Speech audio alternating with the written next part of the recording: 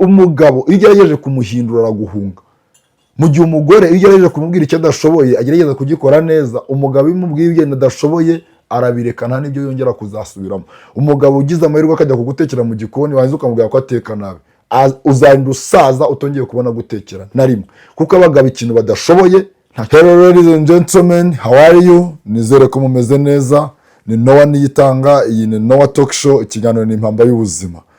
Ndabashimiye cyane ku bamaze gukora subscribe kuri no YouTube channel. Turasaba n'abandi muduhe subscribe kugira ngo iyi message igire abasha kugera ku bantu benshi batandukanye, kandi bizanadufasha kugenda tuzamuka, bidufashe kwaguka no kugera kure. Murakoze cyane. Please subscribe, share and comment. Uyu munsi tugiye kuvuga ku ngingo iri very important, ni nziza cyane kuri buri muntu wese ukurikira ino channel. Nizera yuko iri buze kumufasha. Tugiye kuvuga ku itandukaniro hagati y'abagore n'abagabo, cyangwa se ibyo abagore batazi ku bagabo, kuko mu buzima busanzwe iyo utazi imiterere y'umuntu, iyo utazi uko umuntu ameze, biranakugora kumvikana. Muzi ko hanze hari ibibazo byo gusenyuka kw'ingo cyane, kubera ko abantu ntibumva ibintu kimwe, ntibanabibona kimwe, ariko abantu babashije kumvikana bakamenya uko mugenzi we ateye, byabafasha kubaka neza. Kandi kuba umugabo cyangwa umugore ni ikintu kiranga buri muntu wese. Iyo umwana akivuka, amakuru ya mbere abantu bakeneye kukumenyaho ko ari ukumenya niba uri umugabo cyangwa uri umugore. Iyo bakubwiye ngo kwa naka babyaye, urababaza ngo babyaye iki, ndetse mbere y'uko umenya n'izina ry'uwo mwana bamubwira ati ni umuhungu, ukababaza ati yiswe nde. Rero kuba uri umugabo cyangwa umugore ni ikintu kikuranga aho waba uri hose. Iyo uri mu nzira, ikintu cya mbere, amakuru ya mbere umuntu akumenyaho ni ukuba uri umugabo cyangwa uri umugore. Reka tubivugeho, tuvuge ku byo abagore batazi ku bagabo. Mu kindi kiganiro tuzakora tuzavuga ku byo abagabo batazi ku bagore. Ntekereza ko muraza kubyandika muri comment niba muzaba mugikeneye cyane. Ibintu rero abagore batazi ku bagabo, ikintu cya mbere, abagabo n'abagore ni abantu bari difference, ndetse bimwe mu bitabo bagaragaza yuko abagore bagereranywa nk'abavuye ku mubumbe utandukanye n'uw'abagabo. Hari n'igitabo kivuga ngo Men is from Mars, Women from Venus. Bashaka kugaragaza yuko abagabo basa nk'abavuye ku mugabane wa Mars, abagore bakava ku mugabane w'iki wa Mars. Rero ikintu dushaka kuvugaho, ikintu cya mbere abagore batazi ku bagabo, the men are not emotion but are logical. Abagabo ntago bagendera mu marangamutima, ahubwo bakoresha logique cyane. Urugero naguha nko mu mirerwe y'umwana w'umuhungu, y'umwana akiri umuhungu, akana gato k'agahungu, bakakabaza ati dushaka kugurira igipupe, igikinisho cyo kujya urakoresha mu ukina. Bakakabaza ati noneho urashaka igipupe cyangwa se igikinisho bwoko ki? Ushaka kujya kumva karavuze ati, kandi niko benshi bavuga, ati ndashaka imbunda. Wabuze akamaro k'imbunda? Imbunda biba ari ukurasa. Nuko ngo akana k'agahungu gashobora gukenera imbunda mbere y'ikindi cyari cyo cyose, mu gihe agakobwa ko gasaba nk'igipupe cyo guheka. Urimo urumva ko ari ukwita ku wundi muntu, gutekinga care of ikindi kiremwa muntu, bitandukanye n'uwasabye imbunda. Ikindi umwana w'umuhungu ukajya kubona ukabona asabye nka baro ni gukina football, iyo ni competition. Mu gihe abana b'abakobwa bo ujya kubona ukabona nk'ikintu umwana w'umukobwa akeneye cyangwa se ashatse gusaba, cyangwa se ukabona aho bari gukina, barakina nk'imikino yo guteka, ibintu bisa nkaho ari cooperation. Mu gihe umuhungu ari muri competition, umukobwa bari muri cooperation. Ibyo bintu rero nta marangamutima baba birimo. Ku muhungu, ku mugabo nta marangamutima. Niyo mpamvu uzabona nk'umugabo mu gihe avuye nko mu kazi, akava nko mu kazi afite ikibazo mu kazi, ashobora gutaha ntavuge mu rugo, agaceceka. Kubera ko mu gihe umugabo azi neza ko ikibazo agiye kukubwira utamufitiye igisubizo, ntabwo aruha kikubwira, aricecekera. Wamubaza ati kuki utambwira ibibazo ufite, ati se mbikubwire ubikoreho iki? Kubera ko aba yumva niba nta gisubizo ufite, nta n'impamvu zo kwirirwa kubwira ibibazo bye byo mu buzima bwe. Mu gihe abagore bo gusharinga ibibazo byabo, akabwira umugenzi ibibazo afite, akabwira ibintu bimubangamiye, we kuri we muruhura mu mutima. Abagabo nta marangamutima menshi bagira, nta emotion, kubera ko ni abahanta, ni abahigi, amarangamutima yabo ari hasi. Ntekereza ko kuba badasohora amarangamutima cyane ari nabyo bituma abenshi muri bo ubona, uzacunga abantu benshi uzabona basa nkaho bafite ibibazo byo mu mutwe bakunze kuba ari abagabo cyane, niyo mvugo isigaye ikoreshwa mu Giswahili ni wenda wazimu, ariko ubona ari bo benshi ku kigero cyo hejuru. Kubera ko umwana w'umuhungu niba aramutse asitaye nk'ahantu bamubwira ati w'umugabo, bakamubuza amarangamutima yo kurira, bakamubwira ati ntukarire, nta mugabo ugira ute urira, akabigumana mu mutima. Then ibyo nicyo kigaragaza ko abagabo they are logical cyane gusumbya kuba emotion. Ikindi kintu cya kabiri abagabo bari cyo bari project oriented. Kuvuga ngo umugabo ikintu cya mbere ashira imbere ni projet. Nk'umwana w'umuhungu iyo avuze ati nzanaza segonderi, ni naza segonderi nge muri kaminuza ninyirangiza nshaka akazi, nindangiza ngura ikibanza nzaba ndetse kucyubaka mbanze nshaka umugore, nyuma yaho nzubaka. Ukumva ni projet yagiye apanga, they are project oriented.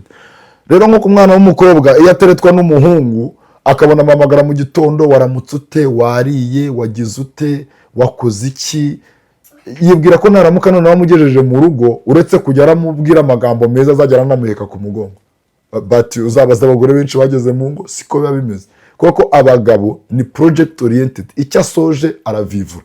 Niba yaravuze ngo nziga ndangize kaminuza akayirangiza aravivura, niba ari gushaka akazi akabona aravivura ko kabonetse. Iyo amaje kukabona akavuga ati ngiye kugura ikibanza, ashaka amafaranga akakigura, yamara kukibona akavuga ati ngiye gushaka umugore, nawe aramutereta akaguhamagara ukagira ngo ni imiti yandikiwe na muganga. Mu gitondo akaguhamagara, saa yine akaguhamagara, saa sita akaguhamagara, ku mugoroba akakubaza ati babe ko mbona ikirere kimeze nabi wifubitse. Noneho ku mukobwa iyo ateretwa gutyo atekereza yuko uwo muntu namugeza mu rugo uretse no kumubaza ko yifubitse azajya aramufubika cyangwa akamuheka, yamugeza mu rugo umugabo ugasanga kuko ari project oriented, noneho icyo cyo kumugeza mu rugo yarakivivuye, yakomeje ubuzima kuki ku nyubako ko yavuze yuko nasoza marriage azajya kukubaka. None ugasanga nk'umugore yakama ntunkunda, ntunyumva, kuko ntabwo yumva ko umuntu ari project yasoje. Ari umusore umukobwa yabajije ati kuki utakimpa ke yangu nyiteho ngo umbwire neza nk'uko wabikoraga kera ukinereta. Navuga ati se wari wabona perezida wiyamamaje yamara kuba perezida agasubira kujya kwiyamamaza? Iyo yamamaza abasaba amajwi, ariko kandi namwe muzayibone agomba guca bugufi akaganiriza abaturage, ariko iyo agarutse agaruka nyine nka perezida atanga amategeko. Rero n'abagabo they are project oriented. Iyo asoje icyo yagambiriye muri projet aravivura agakomeza.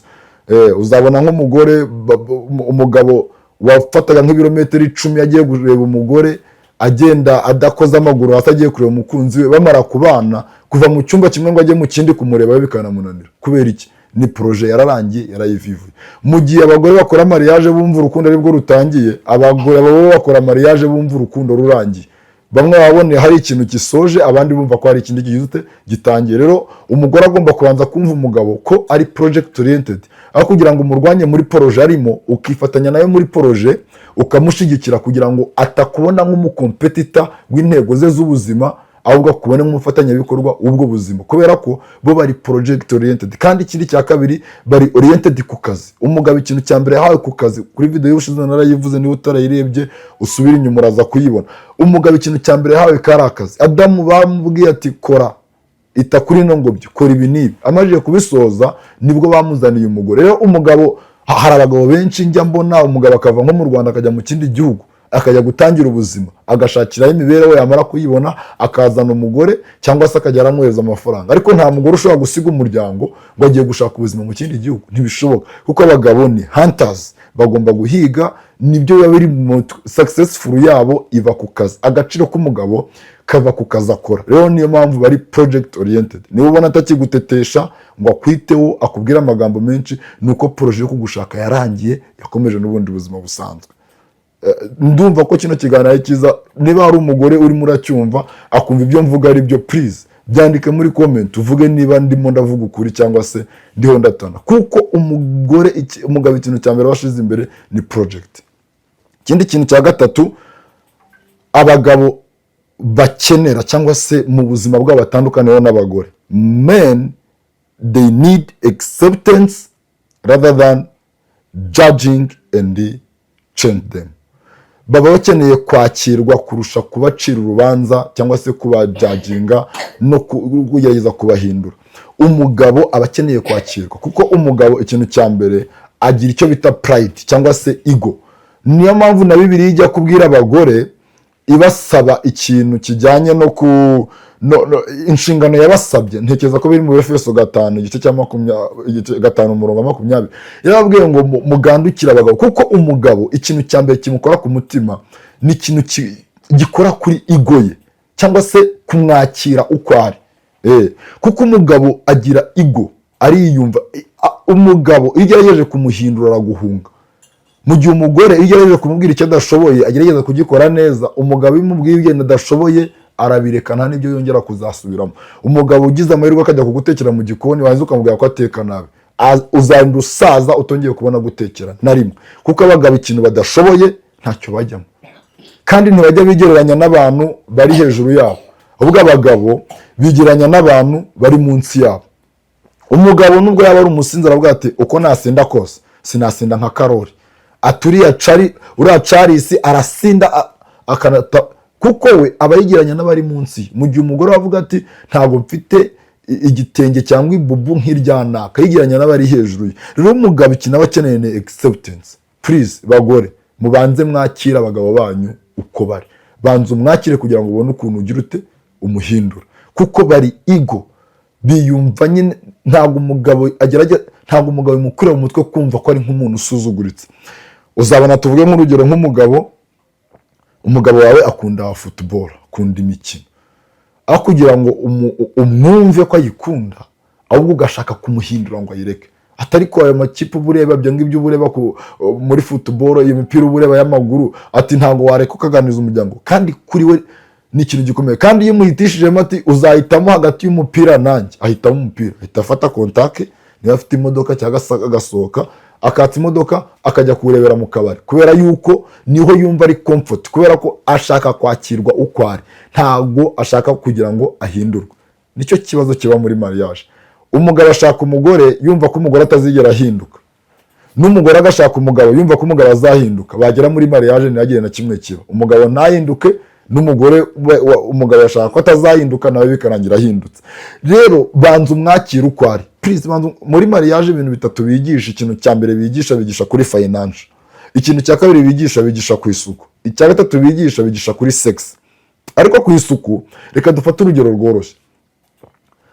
Tekereza nk'umugabo wavukiye mu muryango boga rimwe ku cyumweru bagiye kujya gusenga, kuba atagira isuku. Banza umwakira, banza wumve ko bishoboka, banza wumve ko ashobora guta amasogisi muri salo, noneho numara kumwakira umuhindura. Ko mushaka kumuhindura direct bihungabanya amarangamutima ya ego ye cyangwa se ya pride ye yo kumva ari umuntu ugize ute ukaze. Ikindi kintu cya kabiri ugomba kumenya ku kwakira umugabo wawe, ugomba kubanza kumwumva. Umugabo baramubwira ngo ntabwo ari romantique. Tinya umugabo ugeze kugenda ari umusore agatembera nko muri karitsiye yambaye hejuru igituza nta kintu yambaye, afite voka na litiro y'ikigage mu kundi kuboko, uwo muntu niwe ubwira ngo romantique. Kwanza romantique urwo rurimi nta n'urwo yumva.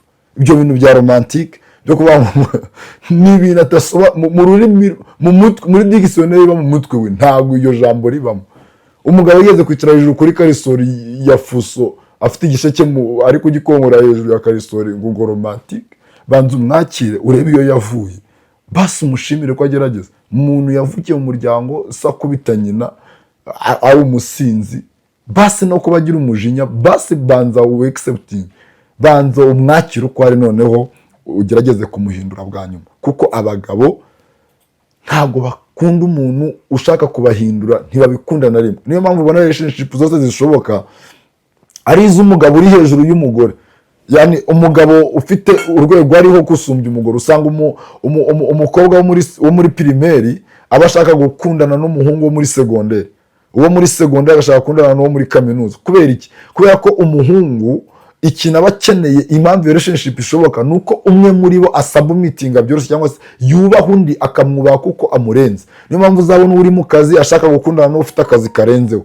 Ntabwo ushobora kubona umuhungu uri proud yo kujya gutereta umukobwa umurengeze mu bushobozi, kubera ko bihungabanya ego ye. Niyo mpamvu n'abakobwa bakize cyane cyangwa se bafite ibyo bagezeho byinshi, ubona hari n'igihe bakunze kubura abahungu babatinyuka, kubera ko barumva ego yabo ihungabana, kuvuga turiya mukobwa yacivinze ibi n'ibi, njye ntacyo nagezeho, akumva ego yihungabana. Niyo mpamvu ubona relationship ishoboka ari hagati y'umukozi n'umukoresha, hagati ya secretary na boss bigashoboka, kubera yuko submission, icyubahiro ni ikintu cyoroha. Niba ushaka kugira ngo umugabo umushobore, niba ushaka kugira ngo umugabo mukore ku marangamutima, mwubahe, kuko kumwubaha binyeganyeza imitekerereze ye n'amarangamutima ye. Niyo mpamvu uzabona bari abakobwa bita indangamirwa mu kinyarwanda kigezweho cy'ubu ngubu, ntekereza ko mubyumva, bari abatega cyangwa se basobanukiye iyo politiki. Umugabo bajyamo yiyumva nk'aho ari nobody, ariko bitewe n'amagambo bamubwira, kuko bazi ahantu bakora, umugabo akabasohokamo yumva ameze nk'intare, kuko bazi uburyo bakora ku marangamutima y'umugabo,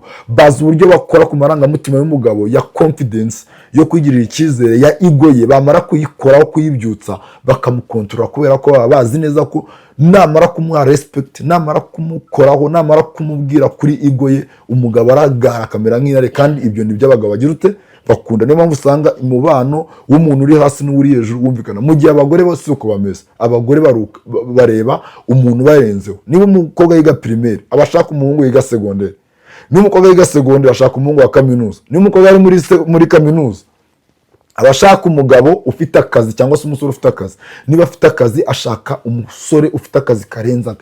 Abakobwa bigereranya n'abantu bari hejuru, abashaka bari hejuru yabo, mu gihe abahungu bo bigereranya n'abari hasi, kugira ngo bumve bari comfort ya ego yabo ntinyeganyege.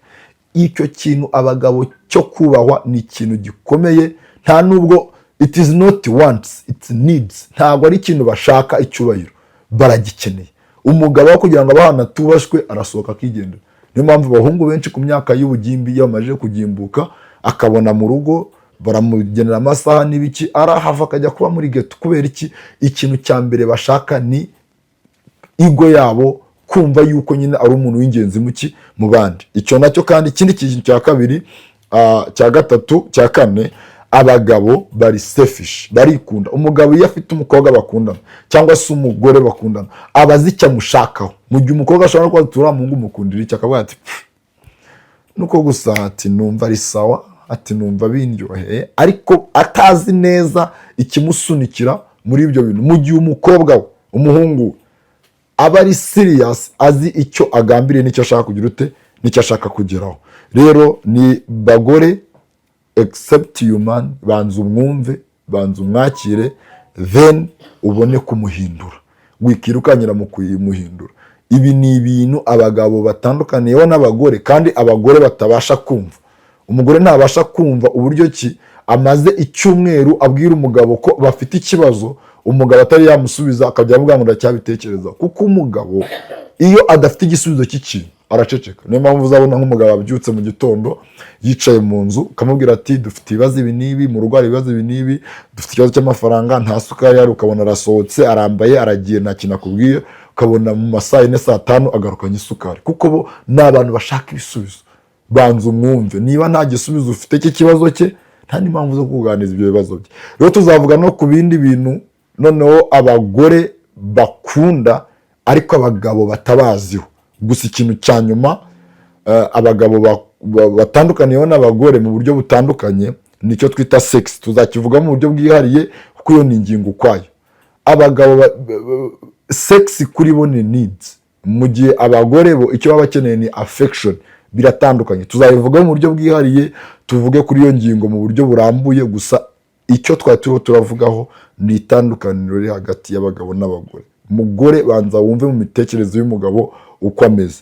Ntabwo abagabo ari abantu bari emotion, aba ari socialize ngo agenda avuge akubwire ko byagenze, mu gihe umugore we aba ari umuntu ushaka kuba socialize, avuga uko byagenze. Ntabwo ushobora gusanga abagabo batatu barimo barigamba, umwe abwira undi ngo nsigendera abana batatu mu rugo nkaho ari proud. Ibyo ni ibintu biri social. Ntabwo, ariko usanga abagabo iyo baganira abavuga ati nubatse aha, naguze aha ngaha imodoka, nagize ute, kuko bo bari project driven kandi ni abantu bashingira ku kazi cyane. Ugasanga umugabo icyo yirata ni imitungo, ni amazu, kubera ko nibyo bimuha pride, nibyo bikora kuri ego. Umugabo agira amarangamutima gusa iyo hajemo ikintu cya fanatism. Abagabo benshi babyuka basoma ibikombe batsindiye muri politike, muri kariyeri yabo. Niba ari umukinnyi w'amafilime, ibikombe yatsindiye babyuka babisoma, ndetse gusumbya uko basoma abagore babo. Umugabo ashobora guturika akarira mu gihe ikipe yitsinze cyangwa se itsinzwe, kuko bikora ku marangamutima ye ku rwego rudasanzwe. Bishobora gutuma aturika akarira kubera ko ikipe ye Arsenal yatsinze cyangwa se yatsinzwe, kuko kuri bo bikora ku marangamutima yabo. Ngo ni competition, ni hangana, ni ibintu barimo. Ariko ntabwo ushobora gusanga umugore ngo ni proud ngo yuko ngo yaguze inzu, no. Usanga umugore ari proud y'ibintu biri social, abantu yafashije, abana rera, imyenda yambaye, imyambaro yambaye, mu gihe abagabo bo baba bajya impaka ku modoka badafitiye n'amafaranga yo kugura. Cyangwa umugabo n'undi mugabo ari kujya impaka ku giciro cya Benz Mercedes, kandi ku rwabo ruhande nta na moto babasha kugura cyangwa igare. Ariko kuko ari project driven, work driven, bakavuga ku bintu biremereye nk'ibyo ngibyo. Rero abagore, reka abagabo ubashe kumwumva, kuba atakuvugisha suko kwanza, kuba yicaye ajunjamye suko kwanza, kuba yicaye atavuga suko kwanza, nuko ikibazo afite utabasha kugihandoringa kandi nta impamvu yo kukikubwira. Kandi guceceka biri muri kamere y'abagabo, it is by nature. Kubera ko Adamu ntabwo tuzi igihe yamaze muri Edeni atavuga. Yamaze igihe kinini muri Edeni kandi ntawe ugeze kitubwira ngo tubwire ati Adamu yamaze igihe kiniki, yamaze imyaka iyi n'iyi. Gusa nuko Imana yamubonye akabona ko ari alone, ikamuremera umufasha. Rero ibyo bintu abagabo bitandukaniyeho n'abagore, no kuba abagabo ari abantu bari babashaka iyo pride no kubahwa. Need ya mbere y'umugabo ni ukubahwa, mu gihe need ya mbere y'umugore ari ugukundwa. Iyo umugabo mutegereje mugasangirira ku meza saa 7 z'ijoro, abibona nkaho wamwubashye. Mu gihe umugore ubikoze gutyo wabibona ko ari urukundo. Umugore umutegereje akava ku kazi akerewe, mugasangira yumva ko umukunda. Mu gihe umugabo yumva kugize ute kumwubaha, kuko abagabo ikintu cya mbere bashaka ni respect. Please mugende mwubaha abagabo banyu. Namwe bakobwa mutare mwashaka, mumenye ko mutegerejwe kuzubaha abagabo banyu, kuko icubahiro ku mugabo ntabwo ari ikintu ashaka, ni ikintu akeneye. Nayo mpamvu n'Imana nayo ibizi iravuze ngo mwubaha abagabo banyu, mubagandukire, kuko nicyo kintu cya mbere, niyo need ya mbere umugabo agira ute abakeneye. N'umugore nawe akundwe, kuko ikintu cya mbere abakeneye ni iki? N'urukundo. Rero abagabo n'abagore turatandukanye, tumeze nk'abantu bava ku migabane itandukanye. Kugira ngo twumvikane bidusaba ko umwe yishira mu kirenge cy'undi muntu akabasha kumwumva. Rero ndabashimiye cyane, twavuga byinshi kuri difference. Niba ngombwa kenewe part 2 muzabitwandikira muri comment. Turabashimiye cyane, muduhe subscribe, musharinge bino biganiro. Ngiye sinabaca kugera ku bantu benshi, ariko dufatanyije twagera ku bantu benshi kandi bikaba productive. Tuvuga kuri relationship, tuvuga kuri marriage, nibyo biganiro dukora, no ku ijambo ry'Imana. Niba wumva unyuzwe, niba ukeneye ikiganiro cyo noneho iby'abagore bakunda abagabo batazi, please ubyandike muri comment. Dukomeze kubaka ino societe, dukomeze kubaka igihugu cyacu, dukomeze gutera imbere. Iyi yari Noah Talk Show, njye nari Niyitanga Noah. Ikiganiro ni impamba y'ubuzima. Thank you so much for watching. Be blessed. Imana ibahe umugisha. Turabakunda cyane. Share, comment and subscribe. Thank you.